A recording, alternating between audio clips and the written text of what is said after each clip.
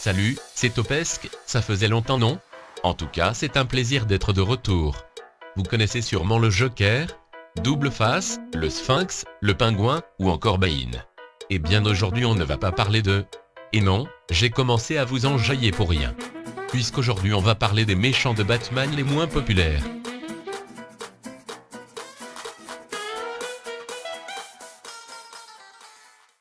Numéro 1.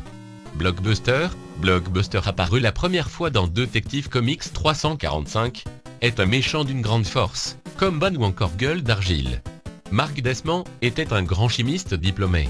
Il faisait des expériences sur son corps, en s'injectant des produits chimiques. Et toutes ces expériences l'ont fait devenir Blockbuster, une force surhumaine et agile. Roland, son frère, le manipulait pour lui faire commettre des crimes en son nom. Blockbuster mourra tué par un des hommes de Darkseid. Roland, son frère, deviendra par la suite le nouveau Blockbuster, grâce à des expérimentations à base de cocaïne.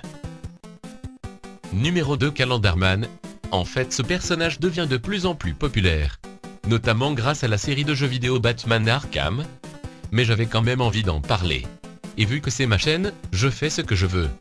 Bon, alors Calendarman est apparu la première fois dans Detective Comics 259. Calendarman est un criminel, ayant un penchant pour les calendriers, d'où son nom. Il casse donc ses crimes, des jours fériés, des jours de fête, ou tout autre jour qui pourrait marquer le plus de gens. Dans Arkham City, on peut lui rendre visite à l'arrière du tribunal pour qu'il nous raconte les histoires de ses crimes, souvent macabres et sanglants. Numéro 3. Dollmaker. Doll, il y a eu 3 Dollmaker. Marcel Mannequin, qui est le moins connu, donc je n'ai pas assez de sources pour en parler. Il y a ensuite Anton Schott, et qui ressemble à Chucky, et Barton Matisse qui est le plus bizarre. Jugez en vous-même par cette image. Mais pour l'instant, on va parler de Anton Schott. Même si c'est plus un ennemi de Supergirl, Anton s'est aussi battu contre Batman. Anton Schott, apparu la première fois dans Supergirl Vol 5, 58, est le fils de Toyman, un ennemi de Superman, et il contrôle des poupées, d'où son nom. Sa mère faisait croire que son père, Toyman, était pédophile pour pouvoir l'abandonner dans Metropolis. Traumatisé par son abandon, il commence peu à peu à enlever des petits enfants, pour les transformer en poupées, privés de leur libre arbitre. Comme des esclaves. Numéro 4. Killer Moth.